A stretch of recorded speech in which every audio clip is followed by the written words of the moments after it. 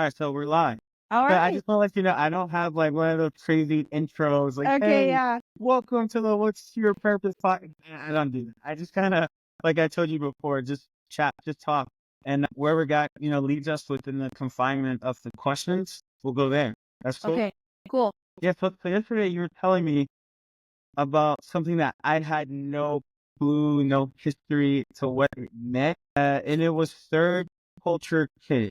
I'm curious, can you tell the audience, like, what does that mean? And how does that shape you to who you are today? Yeah, wait, sorry. Should I introduce myself or something? What's that? Should I introduce myself? Well, I was planning to introduce you with the intro. Like, you know what I mean?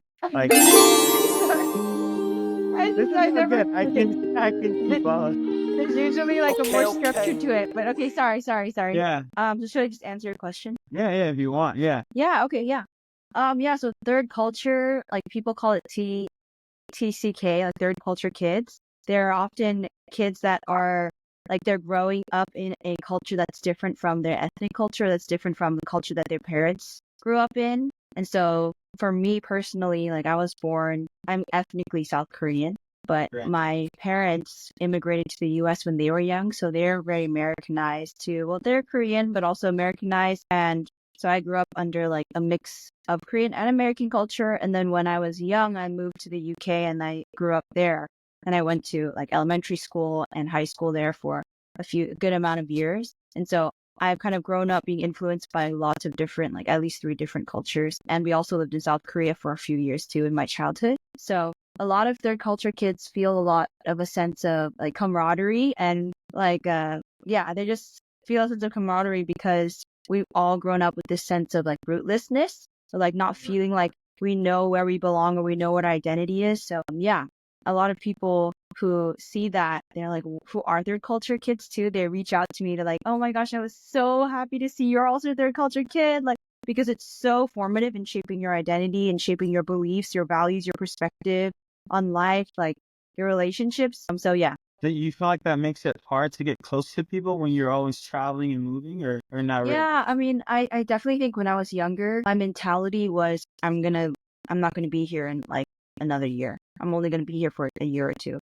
And so that definitely affected like the way that I made friendships. I saw everything as temporary. I remember when I was a kid or just even a teenager, I would wake up from like sleeping, and before I would open my eyes, I would be like, which house am I in? Which room am I in? Wow. Because there were so many different houses, so many different rooms that sometimes I I'll feel like get you hear that confused. with army kids, like I don't Yeah. really like. Yeah, I would think almost that you were an army kid, Yeah, but you're not. people always ask me that. Like when I say that I moved around every other year in like 3 different continents, they're like, "Oh, was your dad in the army or were your parents like missionaries?" So yeah, definitely But I for get you, that it question. was the missionaries. Your parents are. Yeah, well, I guess they were technically missionaries. My parents were church planters growing up, and so that's kind of the reason why we moved every other year. Yeah. And I'm curious, being someone who's moved a lot, your parents are somewhat missionaries, they church planters. How does that sound? How is that reflected in your music? Because when I hear your music, you hear these different genres. And I'll just be honest with you. I was like, yo, at some point she probably grew up in a more soulful place. Like there's Yeah, some notes you hit, some riffs you hit. I'm like, yeah, she has some soul in her. thank you so Do you much. feel like that's accurate? Yeah, I mean, being like a Korean American woman, like I feel like people are often really surprised when they listen to my voice or my music because it's not what you typically see. Definitely attribute that looking back to like moving around and being so like exposed to different cultures throughout my childhood, like American culture, British culture, Korean culture. Yeah, I spent a lot of my like teenage and adolescent years in the UK, and there's actually a lot of music has roots in the UK. I mean, like the Beatles and like, Yeah. Did you ever get to go like Abbey Road and all that or no? yeah, I mean, yeah, if you kind of grow up in the UK though, it's like, you don't really do tourist. It's not like seen as like a tourist destination where you go, it's just kind of like, oh yeah, there's history everywhere and there's culture everywhere. But yeah, so definitely during the time when I was discovering my love for music and like growing, I was like playing guitar and I would bus, which is like street perform in the city streets from when I was like 14, Really? 15 years old. Yeah, I was crazy when I look back. I would ride the bus by myself at like 14, 15 years old with like my acoustic guitar and like a little mini amp that I had. I would ride it to the city center and I would just like lay it out on the side, just street perform. And like I was growing up during that time, like that. Do you know like James Morrison? He's like a British soul. He's like an acoustic soul artist. Joss Stone, she's like an old, like a Yes, retro. yeah, yes. Yeah, I know okay. Stone.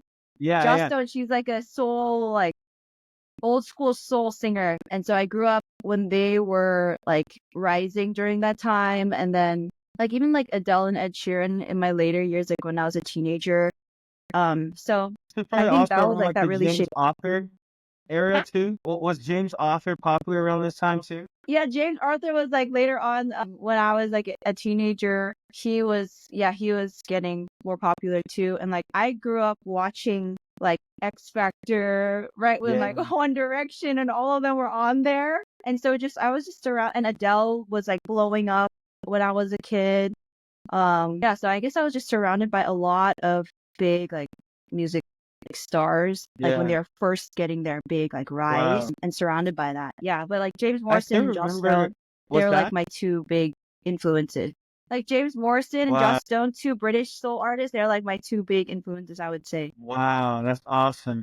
Do you feel like it was a formal introduction to music? Like, did your parents sit you down in a class and you took lessons, or did it just happen? Definitely not. Definitely no formal introduction. My parents were Christians, and like when you grow up going to church, I just grow up like singing and with a lot of like praise music and in the house. And so my dad had a guitar at home, and I don't know, I just picked it up and just kind of started teaching myself how to play because I like to sing, and so it was just very, very much informal. I've had like no real formal training in anything.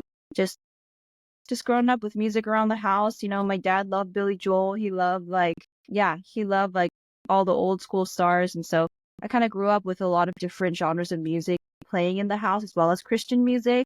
And I just love to sing. So I would just teach myself, like learn, sing, put myself, like go out on the street, stuff like that. So Wow. yeah, And when you're on the street performing, busking, like, is your family there? Is your friends with you, or is it completely solo? I mean, a lot of times I would go solo because so there was one summer when I turned 15 or 6, I think I had just turned 15 or something like that, where I knew that we were going to move back to the US. And so we had to ship a lot of our stuff out. And so I didn't have my amp or anything. All I had was my guitar. And I still would just like take the bus out to this. I didn't even know how to drive. I would take the bus out to the city center and literally with no amplification or anything. I don't know what had gone into me at that age. I would just go out there and just like by myself so many days. And then sometimes my parents would come or like my sister would come and they would like take videos of me and like act like they were strangers and like, give me some money. Wow. But yeah, but I think those are really formative because they really trained in me this sense of like, I don't care. I don't care. I'm just going to do my thing. I'm going to express myself. And also in terms of just pure vocal cord development, I learned how to really project and like sing to an audience through that time. So Wow. I imagine like you probably learned how to control the crowd too, right? I mean, I was still really young, so I don't know if I was that good at that. But in terms of just like coming into my own as a performer, it was definitely, I think, really formative. Yeah. And at what point would you say that you started to take it perhaps a little more serious? Yeah. That was just way later in as I was like, finishing up college, actually. So not just like a few years ago. I never thought that I would go into like music or try to pursue it like really seriously. I always saw it as just like a passion and just like a hobby, honestly, until college where I met God really, really powerfully, like, really transformatively in college. And I started getting into like more of the worship space. So leading worship at school. I joined like a missions organization and did a lot of worship, like retreats and worship for that organization. I started serving in churches and like youth ministry and doing like worship team and being a worship leader. And that's kind of where, as I kept doing that, at a certain point, I think it was like in 2018 or 2019, where I was just praying and God started speaking to me saying that he wants me to start making my own music and like releasing my own music. And at that time, like I had no idea how that works. Like, what does that even mean? I don't have any resources. I don't know anyone. I don't know how to do it. So I just praying like, Lord, okay, if this is from you, then you have to bring Mhm. me the right people, the right resources. You have to teach me because I don't know how to do this on my own. And a few months later, at some like missions event that I was doing worship for, I just met a friend who like did a little production and was like making YouTube videos. And he was just like, hey, we should do something together sometime. I was like, okay. And that's kind of how I kind of started getting exposed to doing things more like seriously. We made like a YouTube video together, like a cover of a worship song, and just it got a lot of views. And as I kept walking, God just started bringing people on my path to help me. And during that time too, I was continuing to just like write original songs. And again, like I have no formal training with songwriting or anything like theory, anything. It was purely Yeah. just like I loved music. I listened to a ton of music and ton of different genres of music, soul, pop, Christian, gospel, like everything. And just writing by myself just for fun. So that's kind of how Wow. it got started. Well, I think there's something so special about those college years.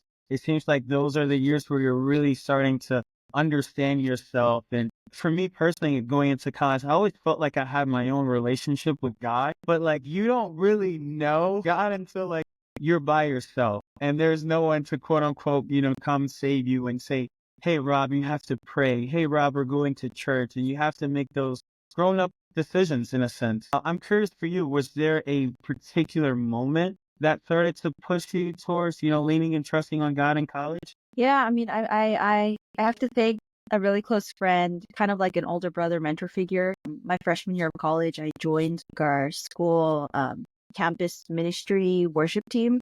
Honestly, it was just because I like to sing and I thought it was fun. And so I joined. I'd grown up in the church, but I didn't really understand what like true worship and what it meant to really, really worship with like the right heart and spirit and in truth.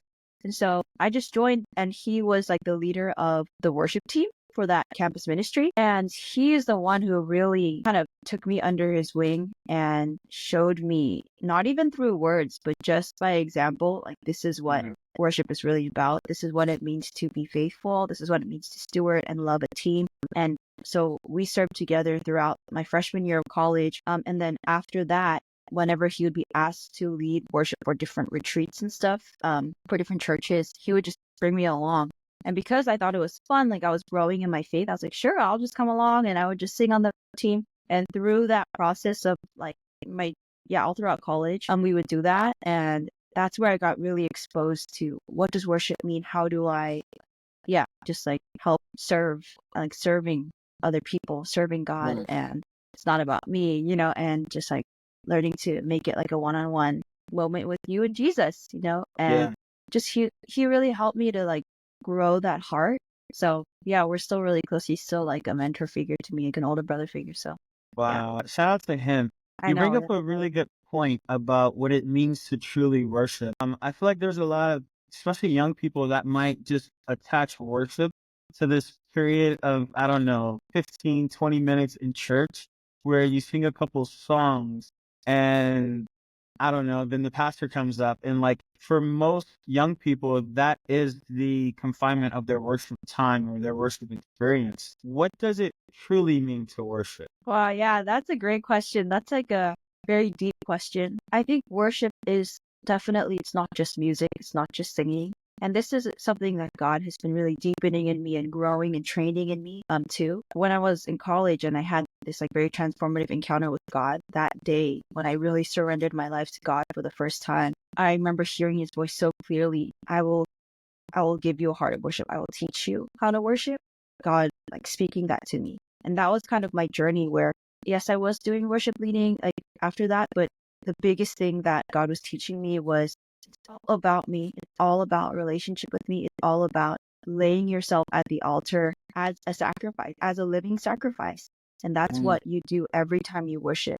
It's your whole body, your soul, your spirit, it's your whole life. And I think that is so important. And that's something that a lot of people maybe like you shared, like we don't have a full understanding of what worship is. And so I think for me, how I see it is as I've been growing in worship, every time I'm singing before the Lord, every time I'm worshiping, I'm giving all of me to God. It's I'm not just singing words, but this is my full surrender to God every time I'm worshiping him.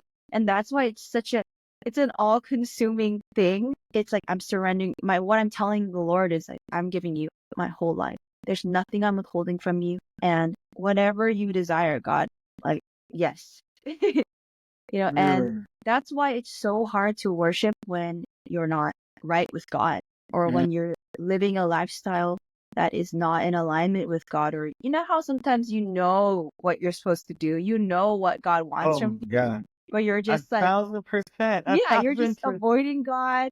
You're just ignoring him. You're just acting like, no, like he has grace for me. But deep in your heart, you know what God is speaking to you. You know what you need to do to obey. And the crazy, hard, but amazing, beautiful thing about worship is that every time you worship, you're called to radically confront like, yourself and your spirit and the state of your life, and bring it to God and allow him to examine it, allow him to call you out, allow him to bring you to a place of like realignment with him.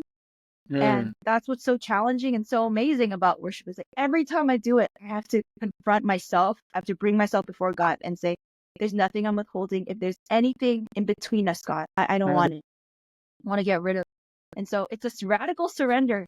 And I think that's what really allows like God's presence to come. It's like where there's a sacrifice, which is me, that's where the Holy Spirit feels drawn. That's where the fire can come when there's a sacrifice, And the Bible talks about that being presenting yourself as a living sacrifice to God.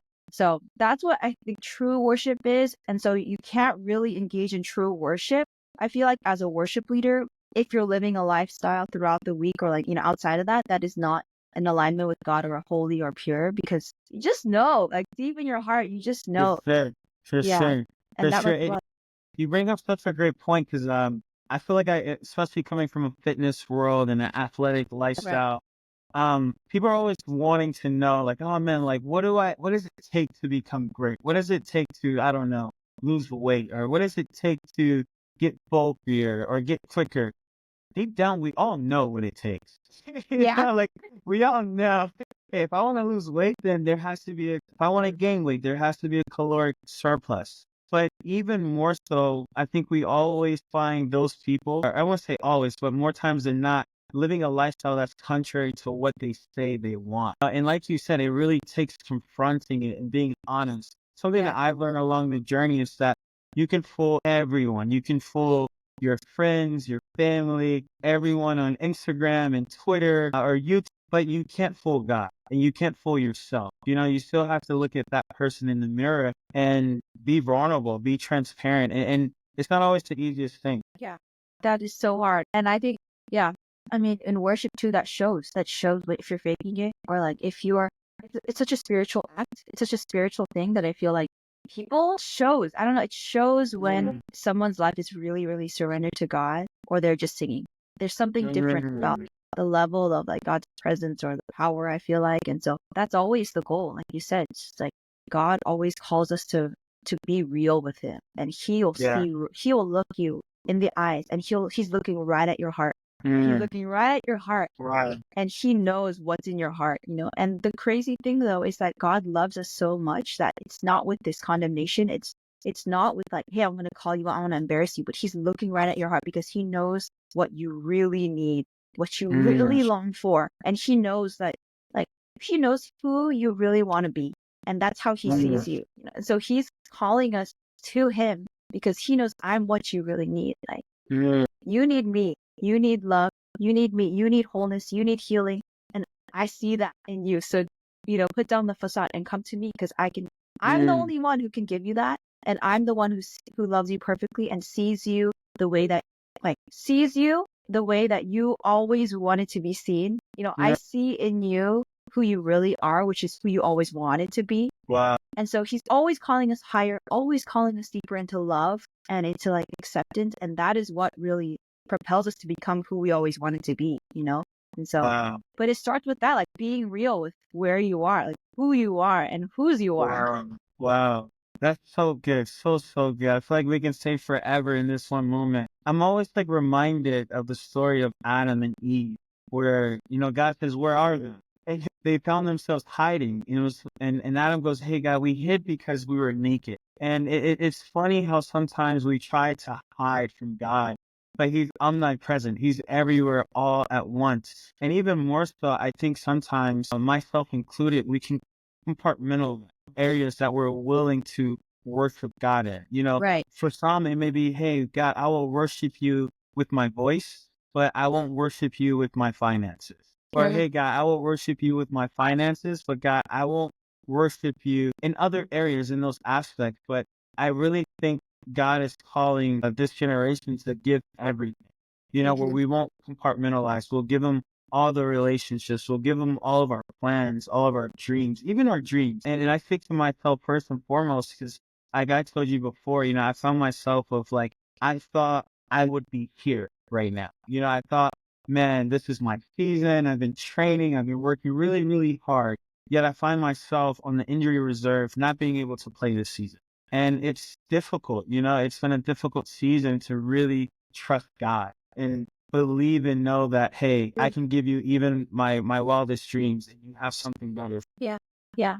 Yeah. I definitely think like the idea of purpose and like what have you made me for? That's such a Mhm. deep question, and that's such a question that God has written deeply in our hearts, because we have a purpose. And a lot of times like we can fixate on one thing and we think that this is our purpose, this is gonna be my purpose, this is what's gonna give me my worth, like my value, and give it's gonna be my passion for the rest of my life. And like when things don't turn out the way that we expect, it's like crushing, it's Mm. crushing. And the crazy thing though, I think, is that God often leads us to that point intentionally, because he's Mm. like he wants to break us down to the point where we talked about this briefly yesterday, where like we're not idolizing anything or thinking anything can be even a good purpose, even a God purpose. We're Mhm. not idolizing that and thinking that that's going to be the thing that gives us our identity, our worth, our purpose, our fulfillment. Yeah. And like that's such a necessary process in every genuine believer. I feel like that if you love God and you genuinely want to serve him and you believe that you have a calling, there's going to be a time in your life where God strips you of everything and really tests you to not idolize this purpose and to not idolize like how he wants to use you, and find your worth in your usefulness and your effectiveness. And that's like such an amazing process that I also went through, like years of just like after God told me to release original music and like worship and do all these things, I entered into this like years long season of just everything being stripped away, having nothing to show for my life, just getting farther and farther away from that like dream or call, and just really questioning God, really being shaken in my faith. Am I crazy? People also like just not believing in what I believe that God wanted for me for my life, including family, and just being so humbled until to the point where I just completely had to let go of this dream and this purpose that I idolized so much. And I saw myself as like, no, it's for God, but it was for me. Mm. It was for me. Yeah, I just had to be completely humbled and stripped of that. And it took so long and I was so rushed. But looking back, God was never rushed. He's never in a hurry. He's Wow. never rushing this process of transforming Wow. us. He takes his time to really like mold us and shape us with so much Yes. love and patience, and we're like, I want purpose now. I want to be that now. Relax, like chill. I have Wow. time for you. I have all the time in the world for you. Like I want to give you my full attention, and let's Mm. work things out together. Let's make you who you always wanted to be. And when you at the right time, God like brings purpose back around. And I shared this with you yesterday. Like I feel like now is like the beginning of that season for me, where after so many years of just like surrender, where I didn't even want it anymore. I didn't even care. I didn't even care about that anymore. Music, worship, like impacting people, revival, these things that I was burning for so long. I really didn't even care anymore because I was just content with God and living my day to day, like Wow. thankfully and gratefully. And when I really reached that point, suddenly God's like dropping things on my lap, like, hey, teach, do music, do Wow. YouTube, like, and so it's crazy to see. It's crazy. Yeah. Wow.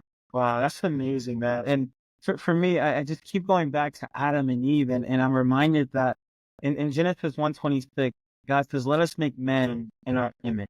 Mm. One of the first things that we lost was our image. And I feel like one of the things that God is really calling us back to is to really take upon his image. It's so easy to take on the image of the world and society's standards and especially now in this season. If you live in America, It's like you can't go anywhere without bumping or hearing someone talking about politics and who you're voting for.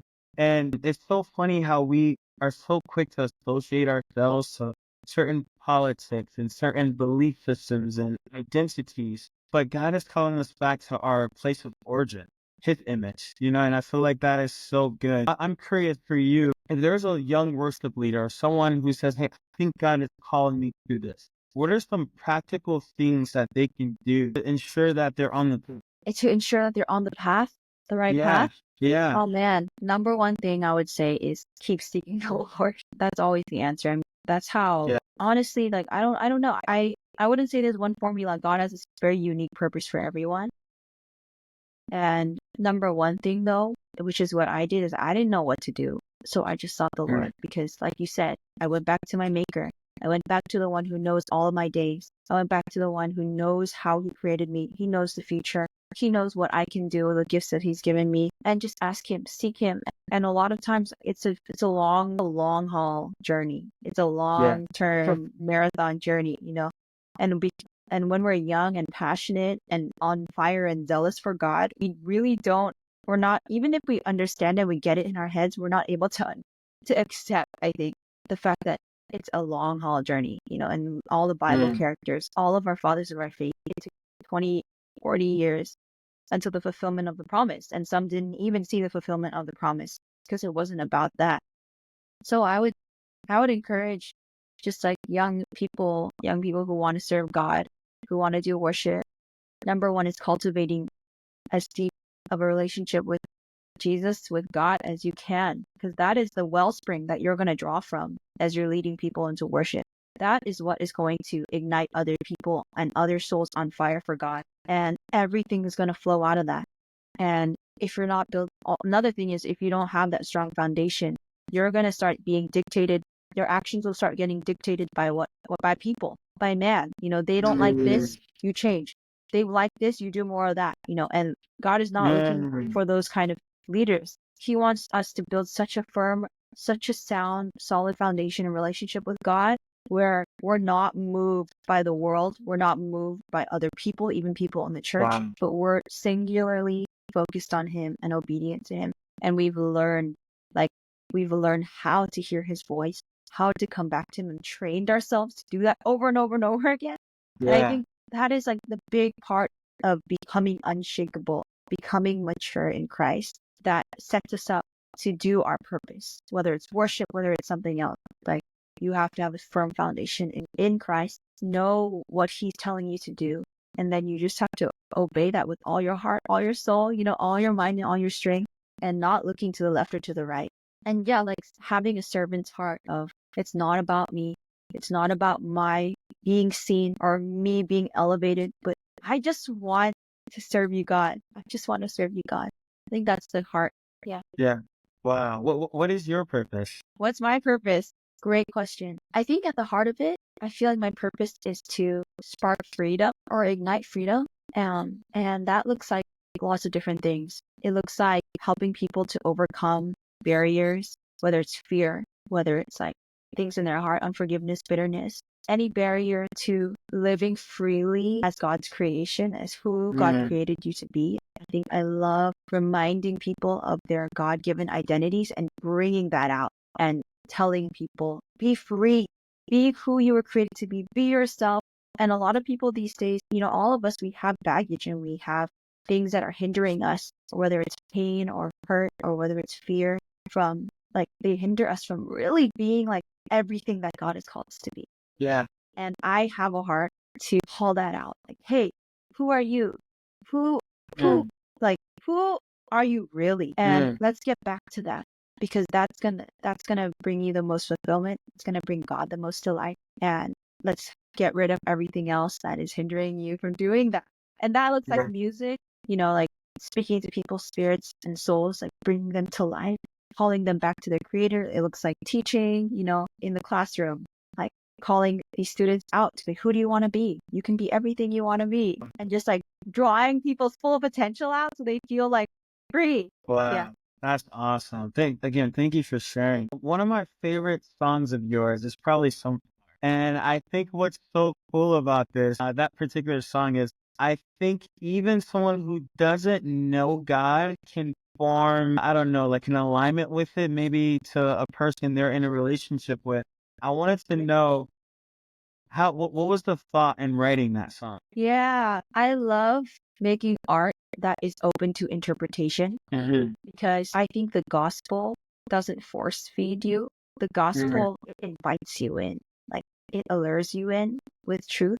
And that's what beauty does too. Like beauty doesn't force you, beauty draws you in, it allures you. That's why I think like beauty and the gospel are so connected. They're so essential. Like beauty is so essential to the gospel, and art has the power to do that, to like draw you in and allure you with beauty. And I think that is kind of why I like writing songs and making songs that aren't explicitly like God, like Jesus Christ on the cross, you know. Like I want you to listen to this song and think, hey, this is a cool song. Like I like the rhythm, I like the sound, and then you start listening more closely, and it's drawing you in a little bit. Hey, wait, Mm. I like these lyrics. They really speak to my soul. They make me feel like happy. They make me feel seen. Go a little deeper. Wait a second. Could this be talking about God? You know, and I love that process that like art can do. And so I think that is kind of like my heart with writing these songs in Sunflower. Yes, it is about God. It is about just like a word that God had given me about me being his sunflower and him being the sun, and always reminding me, look at me, turn your face towards me, and I am made in the image of God, just like the sun and the sunflower. And when I look to God, I see that he's smiling, he's happy with me, and he just wants me to be exactly who I am and Yeah. nothing else. Just like a flower, like they're not useful, they don't really do anything, they just exist. And that is glorifying and beautiful to God Wow. and to everybody, or who looks at these flowers, and that's their purpose. And so that is the message behind it. But yeah, I love leaving songs like up to interpretation. It could be about your significant other. It could be about, someone meaningful to you. But there are those who are drawn in to see like, how could this be speaking truth about something deeper? Yeah. Well, that's my favorite song of yours. What's your favorite song of Oh yours? man. Yeah, that's really hard because I feel like I don't have many songs out. So each Yes. song is like birthing a child to me. Each Wow. song is like my baby, and they're written at such different seasons of my life where I was going through such different, like crazy things emotionally. So I don't know if I could choose one, but I would say Safe Place is probably one of the more honest, most honest that I Yeah. would say. And it was written when when God was really breaking me down and like humbling me during that time in my life where I Yeah. felt really like misunderstood by the people closest to me in this journey and in this call to make music and Yeah. worship. And it's about that. Like I feel so alone in this. I just want to run away. I just want to hide. And I feel really not believed in, not seen. And then but God draws me back in to the quiet of my room. And in that space, he tells me that he believes in me. He sees me, that he wants me to do what he's created me to do and to not give up. And so that song I think is close to my heart because of how honest it is, and how like raw that season was for me. Yeah. Yeah. That's amazing. Well, thank you for sharing. Yeah. Well, one of your highest performing videos on YouTube, I believe the title is called "Remember When We Used to Burn" for him. Is Yeah. that accurate? My question to you, what do you think about that title or those songs that really resonated with so many people? Thank you. I pray about the titles of these videos because I think again, like I want to communicate. It's not, yes, it is about the songs and the song choices and like performing excellently, but that's definitely not my priority in making these videos. I want to communicate something like deep in my spirit and deep in my heart. And that's what even though I'm singing, going, into different songs and singing like a whole set list, what I'm essentially telling God is a deeper message. And I think that's what I try to like pinpoint when I'm writing these titles with God, the core of my heart and my spirit. And I think, yeah, with that video and with all my videos, that was what my heart was crying out to God of Yeah. like, I want to burn for you. I want to burn for you like I used to, but I'm weak. So help me, Mm. like, help me to love you again. I remember when I loved you, like, you're my first love. And I remember that. And I want that. I want to be that. So help me to love you again. Um, And I think that really just resonated with a lot of people who used to love God more fervently or in a different way. A lot of people who had an encounter with God but fell away, or who have been in the church or been walking with God for many, many years, and maybe you kind of lost a little bit of that innocence or that like wholeheartedness. And I think maybe that like struck a chord in people's hearts, to just like be foolish for God again, be wholehearted for God again. And that's my heart cry. Like, I want to be undivided in my heart, wholehearted for you. And Wow, wow, wow. As we come to a close, I'll be remiss if I didn't ask you, how can we support you? stream my music, be blessed by the worship videos I make, love God, and just be who God is calling you to be. Do what God is calling you to do. That's the biggest blessing that you could give to the world, I think, is really listening to what God is calling you to do and be, and doing that. Like, don't listen to the world. Don't listen to the world, and listen to how the Lord is leading you, what He wants you to do, how He's leading you in your path. And as you are faithful to that, like, you will bless so many. And I think, I don't know, that's what I really want for people. And I guess, oh yeah, on a practical level, I'm crowdfunding right now Okay, where? yeah, I felt like God was leading me to crowdfund for a new camera, because my camera only records for 30 minutes because it's so old. And Okay, people on YouTube have been asking me for longer videos, but I just can't. So I'm crowdfunding for a newer camera so I can record longer do videos you for have a people. particular camera in mind? Yeah, it's the Sony A7. Okay, yeah. I have an 8.7 II right next to me. Okay, They're yeah. they're they're I think amazing. They're I think amazing. it's like the Yeah. A7 V or A7 6. Okay. Yeah, and I have a Throne page, throne.com/Pauline Zoe Park. Rome. Yeah. Okay, I've never heard of Throne. What is that? Yeah, I mean, one of my followers just like randomly suggested it to me, so I just ran with it. Okay. So yeah, that's another way Okay. I practically.